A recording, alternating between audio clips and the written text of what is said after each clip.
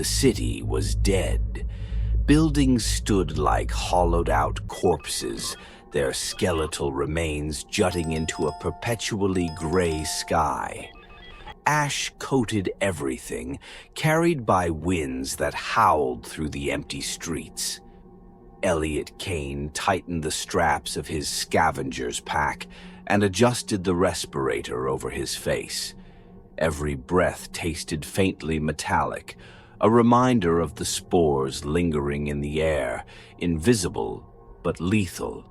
He scanned the horizon, his fingers instinctively brushing the handle of his machete. The shift had come without warning, tearing through humanity like a sickness from the stars. Some called it the alien plague. Others whispered it was divine punishment. Eliot didn't care what it was.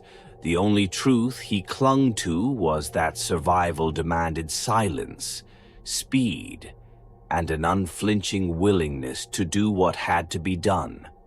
The biotech facility loomed ahead, its glass facade shattered long ago, leaving jagged teeth around darkened windows. He approached cautiously, the crunch of glass beneath his boots loud in the stillness. Facilities like this had once been gold mines for scavengers, medicine, tools, even food rations. But now they were stripped bare. Still, desperation drove Eliot forward. Inside, the air was heavy with the smell of mildew and something faintly sweet, like rotting fruit. Eliot clicked on his flashlight, its beam slicing through the shadows. Rows of overturned desks and toppled cabinets filled the room, their contents scattered across the floor. He picked through the debris, finding little of value. Empty syringes, cracked petri dishes, a notebook smeared with unrecognizable stains. He was about to give up when the light caught something unusual. In the corner of the room, partially buried under rubble, was a faint glow. Eliot froze, instincts screaming at him to leave it alone. Curiosity won out. He pushed the debris aside and uncovered an object unlike anything he'd ever seen. It was an orb about the size of a grapefruit, its surface pulsating faintly as if it were alive. The material looked organic, a cross between polished stone and flesh. Veins of iridescent color shifted beneath its surface, mesmerizing in their rhythm. Eliot hesitated, the machete in his hand twitching. He had heard stories of alien artifacts, items left behind during the shift, but they were rare, and none described something like this. "Don't touch it," a voice rasped behind him. Eliot spun, raising his blade, but the man standing there didn't seem hostile. He was tall and lean, wrapped in a tattered coat that had seen better days. His face was obscured by a mask, its dark lenses reflecting Eliot's flashlight. "What is it?" Eliot asked, his voice low. "Something you're not meant to see," the man replied, stepping closer. Eliot backed away, gripping the orb despite the warning. The whispers began as soon as his skin made contact, soft, insidious murmurs threading through his thoughts. His vision blurred, replaced by flickering images of twisted landscapes, skies choked with alien growths, and figures that defied human comprehension. The man cursed under his breath and lunged, grabbing Eliot by the arm. The whispers grew louder, a cacophony of voices, screaming in unison. Eliot felt his knees buckle as pain shot through his skull. "They'll come," the man hissed. "You've woken it." Before Eliot could demand answers, a shrill, guttural sound echoed through the building. His blood turned cold. Mutants. The man yanked him to his feet, pulling him toward the shattered windows. Eliot stumbled after him, clutching the orb tightly despite the agony in his head. Behind them, shadows moved, humanoid shapes twisted beyond recognition. Their bodies were hunched and asymmetrical, their limbs elongated and ending in razor-sharp claws. The pair burst onto the street, the mutants close behind. The man moved with practiced ease, leading Eliot through a maze of alleys and debris-choked passages. The creatures shrieked, their cries reverberating through the ruins. Eliot didn't look back. After what felt like an eternity, they reached an abandoned subway station. The man shoved Eliot inside, sealing the entrance with a rusted metal gate. The mutants clawed at it, their screeches muffled by the barrier. Eliot collapsed against the wall, his breath ragged. The orb still pulsed in his hands, its whispers fading to a low hum. "What the hell is this thing?" he demanded. The man removed his mask, revealing a gaunt face lined with scars. His eyes were sharp, almost feverish. "Your curse," he said, "and their salvation." Before Eliot could question him further, the man pulled a syringe from his coat and jabbed it into Eliot's neck. Darkness swallowed him as the whispers surged once more. When Eliot woke, he was no longer in the subway station. The walls around him glowed faintly with an otherworldly light, their surfaces alive with pulsating veins. Shapes moved in the shadows, their forms unsettlingly human but not quite right. "You've touched something you can't take back," a woman's voice said. Eliot turned, his eyes narrowing at the figure before him. She was tall and composed, her features sharp and unyielding. "Welcome to the Circle," she said. "Your new beginning." Eliot's stomach turned as he realized the veins on the walls mirrored the patterns shifting beneath his own skin. The orb's hum filled the air, louder now, and Eliot understood one thing. Whatever the Circle was, it was tied to the alien infection.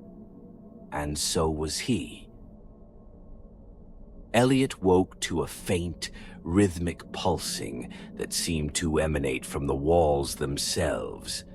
The air was dense and humid, carrying an unsettlingly sweet aroma. His body ached as if he'd been torn apart and stitched back together, but the pain was dull, distant. The last thing he remembered was the syringe plunging into his neck and the stranger's cryptic words. He forced himself upright, blinking in the dim light. The walls of the chamber around him were unlike anything he had seen before. Organic veins, faintly glowing in hues of green and gold, pulsed beneath the surface as if alive. The texture of the walls reminded him of flesh, smooth but with an irregular living quality.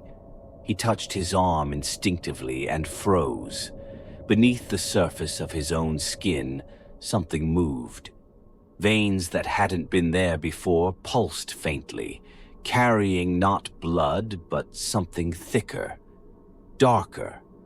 Panic rose in his chest, but before he could cry out, a voice echoed from the doorway.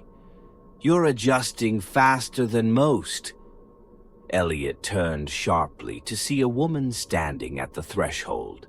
She was tall and statuesque, with dark, piercing eyes that seemed to weigh and measure him with a single glance.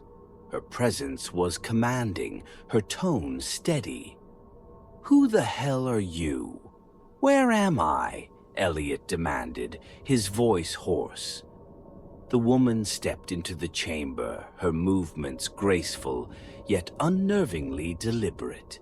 She wore a flowing coat stitched together from scavenged fabrics, its patches dyed in alien hues. Behind her, two figures stood silently, their faces obscured by masks similar to the one worn by the man who had abducted him. "I am Dr. Amara Lease," she said, "and this is the Symbiosis Circle. Welcome to the future of humanity." Eliot glared at her, his hand instinctively reaching for his machete, only to realize it was gone. "The future? This looks like a goddamn nightmare." Amara's lips curled into a faint smile, though it carried no warmth. "Nightmare, perhaps. But evolution rarely comes without pain. You've seen what the world has become, Eliot. The shift didn't destroy us, it transformed us. The mutants out there are not abominations. They are progress." Eliot recoiled at the word. Progress? They're monsters. Amara's expression didn't change, but there was a flicker of disappointment in her eyes. "They're misunderstood. The shift wasn't an accident. It was the beginning of something far greater than humanity can comprehend.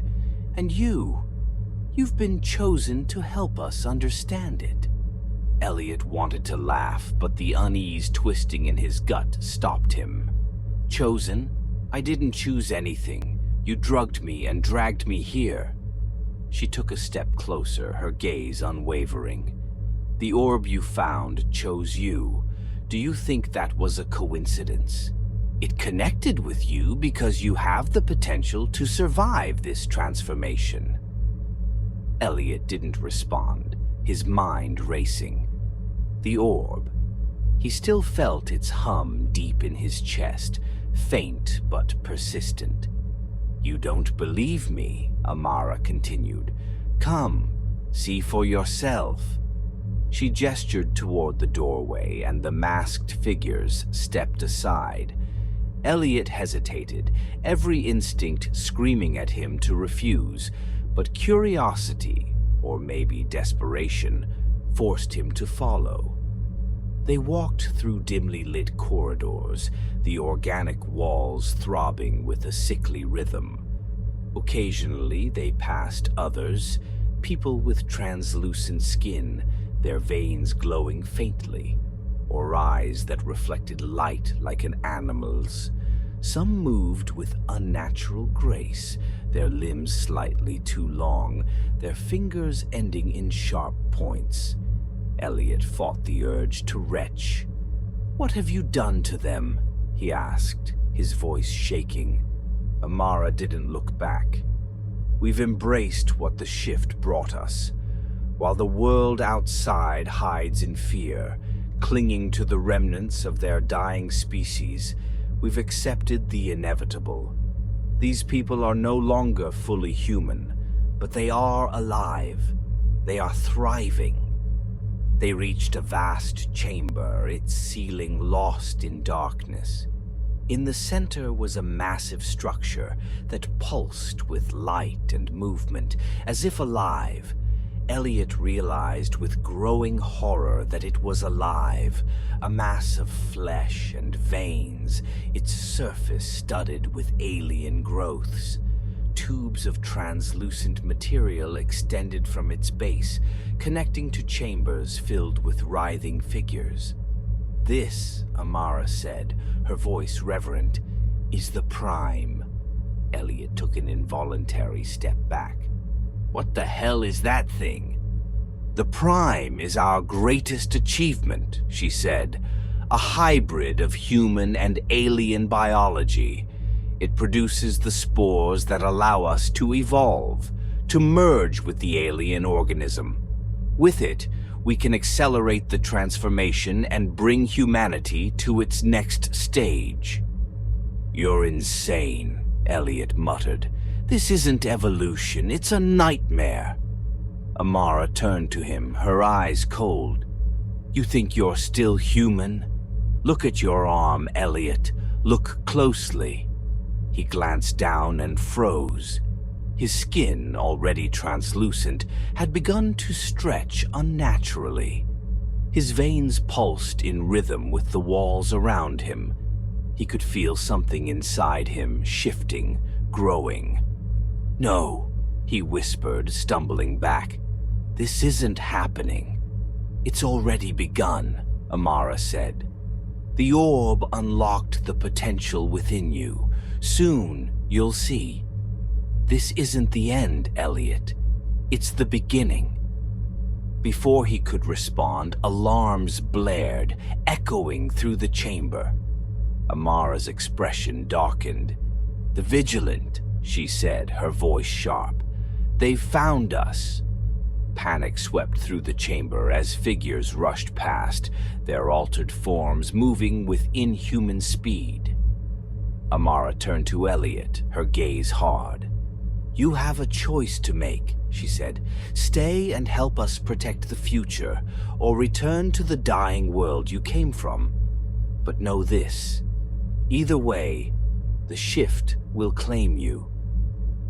Eliot stared at her, his mind reeling. The orb's hum grew louder, drowning out the alarms, and for the first time he felt its pull. A whisper brushed against his thoughts, soft but insistent. "Choose." The Vigilance Fortress was a stark contrast to the organic, pulsating chambers of the Symbiosis Circle. Cold steel walls, harsh fluorescent lighting, and the acrid smell of burning fuel defined the place. Eliot sat at the edge of a makeshift infirmary, staring at his trembling hands. His skin had grown more translucent since escaping the circle, the veins beneath twisting like foreign roots. No amount of scrubbing could erase the sensation of movement beneath his flesh. "They did something to you, didn't they?" Captain Rourke's voice was sharp, cutting through Eliot's thoughts. Eliot glanced up at the leader of the Vigilant, a grizzled man with scars crisscrossing his face and an unyielding gaze. The Vigilant's soldiers stood behind him, their weapons trained not on Eliot, but ready nonetheless. Trust was a currency in short supply. "They didn't have to," Eliot muttered. "Whatever's inside me started the moment I touched that orb." "Then you're a threat," Rourke said bluntly. "The moment you start mutating, you'll be no different than the things we hunt." Eliot shot to his feet, his voice rising. "I didn't ask for this. I didn't ask for any of it. But I know what they're planning, and if you don't stop them, there won't be a world left to fight for." Rourke narrowed his eyes, but the room fell silent. "Talk." Eliot took a steadying breath. "The Circle has something they call the Prime. It's a living thing, part human, part alien. It produces spores that accelerate mutation. They're planning to release it. If they succeed, everyone, mutants, survivors, everyone, will be consumed." The room erupted in murmurs, soldiers exchanging uneasy glances. Rourke held up a hand to silence them. "You're saying they've weaponized the shift?" Eliot nodded. "More than that. They believe it's evolution. They think they're saving humanity." Rourke let out a bitter laugh. "Sounds like zealots to me." He turned to his soldiers. "Gear up. We move in an hour. If what he's saying is true, we burn that place to the ground." Eliot opened his mouth to protest, but stopped himself. He had seen what the Circle was capable of. As much as he despised Rourke's methods, the Circle couldn't be allowed to succeed. An hour later, Eliot found himself marching alongside the Vigilance forces, their convoy cutting through the wasteland under cover of night. The rhythmic thrum of the vehicles masked the uneasy silence between him and the soldiers around him. He caught fragments of their whispered conversations, words like contaminated and time bomb slipping past their lips. Eliot couldn't blame them. He wasn't even sure he trusted himself anymore. The attack began with precision and fury. The Vigilant breached the Circle's sanctuary using explosive charges, the initial blast sending shockwaves through the compound. Eliot followed behind, his breath catching as he entered the familiar halls. The organic walls now pulsed erratically, reacting to the intrusion. The mutants were ready. They poured from the shadows, their grotesque forms a blur of claws and jagged teeth. The Vigilant opened fire, their weapons tearing through the creatures. But for every mutant that fell, two more seemed to take its place. Eliot clutched his machete, his knuckles white. He fought to keep up, hacking at anything that came too close. The mutant's blood was thick and black, steaming where it hit the floor. "We have to keep moving," Rourke shouted, his voice barely audible over the chaos. They pushed deeper into the compound, the air growing heavier with each step. The Prime's influence was everywhere, the walls shifting and writhing as if alive. Eliot's head pounded, the orb's hum growing louder with each passing moment. They reached the central chamber, and Eliot froze. The Prime was larger now, its grotesque mass dominating the room. Veins as thick as tree roots extended from its body, burrowing into the walls. Tubes of translucent flesh pulsed with alien ichor, feeding the compound's living structure. Amara stood before it, her expression calm despite the carnage around her. "You're too late," she said, her voice steady. "The Prime has awakened. Soon the spores will spread, and humanity will finally ascend." Rourke raised his weapon, but before he could fire, the Prime emitted a deafening shriek. The sound wasn't just audible, it was physical, vibrating through Eliot's bones and sending him to his knees. Around him, the vigilant soldiers screamed, their bodies convulsing. Eliot watched in horror as some of them began to change. Their skin split, revealing tendrils of alien flesh beneath. Their eyes darkened, glowing faintly with an unnatural light. Within seconds, they turned on their comrades, their movements jerky and unnatural. "Stop it!" Eliot shouted, forcing himself to his feet. Amara's gaze shifted to him, her eyes filled with something almost like pity. "You can't stop what's already begun, Eliot. You of all people should understand that." The orb's hum in his chest grew unbearable, and Eliot felt something inside him snap. He stumbled forward, clutching his head as the whispers returned, louder now, demanding his attention. "You are the key." The words echoed in his mind, and for a brief moment he saw everything. The Prime, the Circle, the Vigilant, the mutants. They were all part of the same cycle, all pawns in the alien organism's plan to remake the world in its image. Eliot gritted his teeth and turned to Rourke, who was still fighting off the mutated soldiers. "We have to destroy it, the whole compound." Rourke glared at him, his face twisted with rage. "And kill everyone here? You're insane!" "There's no other way," Eliot shouted. "It's the only chance we have to stop this." Before Rourke could respond, the Prime let out another shriek, its mass convulsing violently. A wave of spores erupted from its body, spreading through the air like a living storm.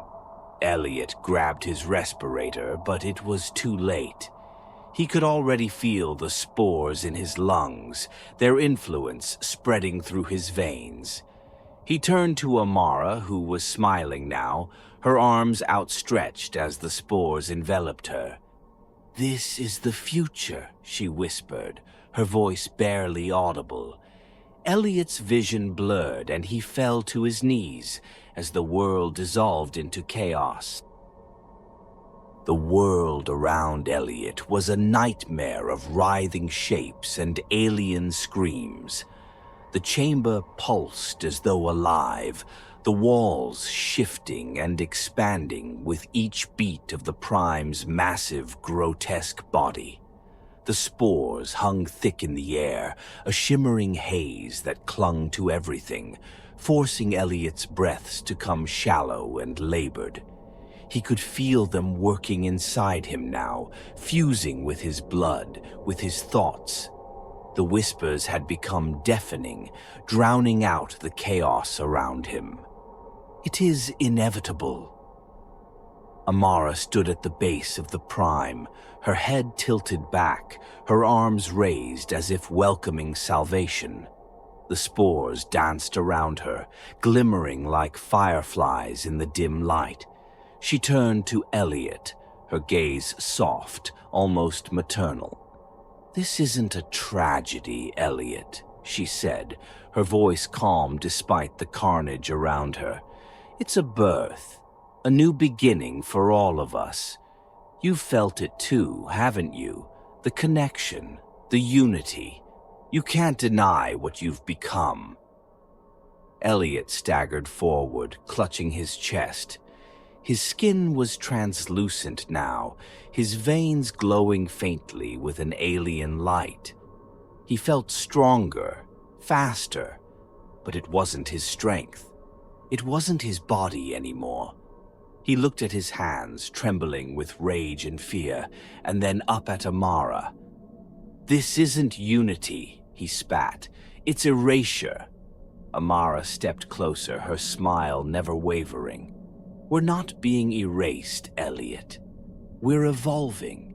Humanity has always feared change, but that fear is what holds us back. You've seen the world outside, broken, stagnant, dying.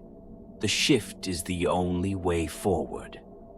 Behind her, the Prime writhed, its massive form pulsating as it prepared to release another wave of spores.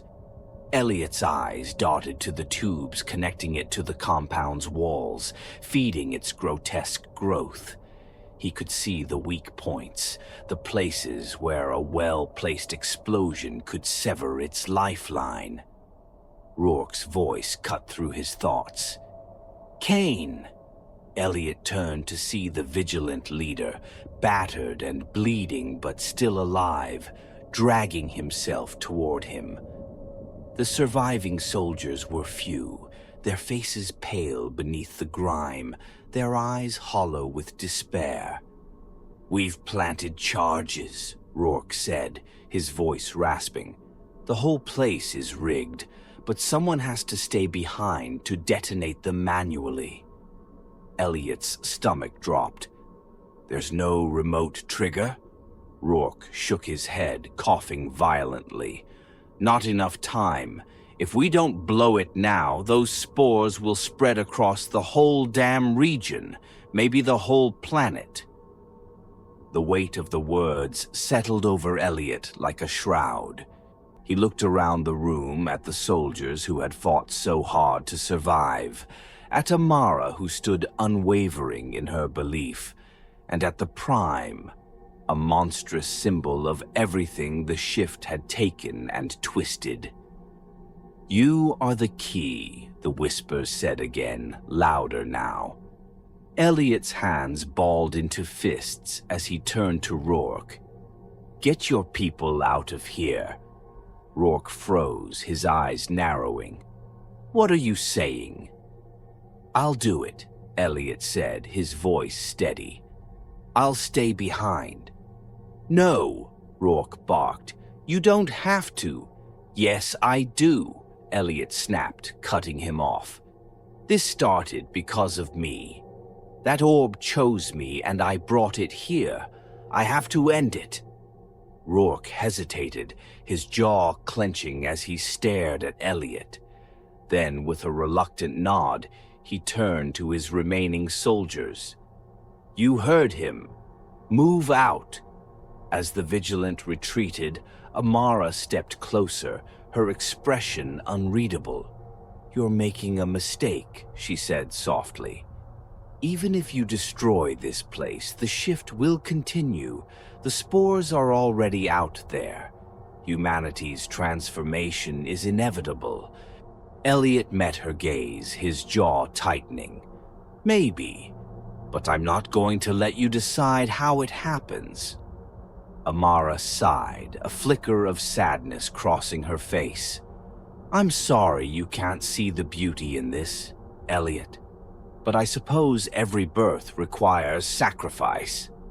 She turned back to the Prime, her form silhouetted against its pulsing mass, and said nothing more. Eliot moved toward the console Rourke had indicated, his heart pounding. The detonator was a simple mechanism, its blinking light a reminder of the finality of his decision. His fingers hovered over the button, and for a moment he hesitated. The whispers surged, pleading now, desperate. "Don't. You can be more. You can join us." He closed his eyes, fighting the alien pull, fighting the thing inside him that wanted to submit. Memories flashed through his mind, the ruins of the world he'd once known, the faces of people he'd lost, the life he could never return to. "No," he whispered. "I'm still me." With a deep breath, he pressed the button. The explosion was immediate, deafening, and all-consuming. The Prime shrieked, a sound that pierced the very fabric of Eliot's mind, as its massive form collapsed in on itself. The walls of the compound trembled, cracks spiderwebbing through their organic surface. Flames engulfed the chamber, swallowing everything in a searing wave of heat and light. Eliot stood at the center of it all, his body burning with pain, but his mind strangely clear. The whispers faded, replaced by silence. For the first time in what felt like an eternity, he was alone. As the flames rose higher, Eliot allowed himself a small, bitter smile. He had won, but at a cost no one would ever understand. The last thing he saw before the fire consumed him was the faint glow of the orb, pulsing one final time before shattering into nothingness. Far from the compound, the survivors watched as the earth trembled, and a plume of fire and smoke erupted into the sky. Rourke stood among them, his face grim. He didn't speak, didn't move, as the realization of Eliot's sacrifice settled over him. In the distance, faint spores shimmered in the dying light, drifting lazily on the wind. In the ruins of the compound, buried beneath ash and rubble, something moved. A small hand reached out, its skin pale and translucent, its veins glowing faintly with an alien hue. A child's voice, soft and haunting, whispered through the silence. "It's just the beginning.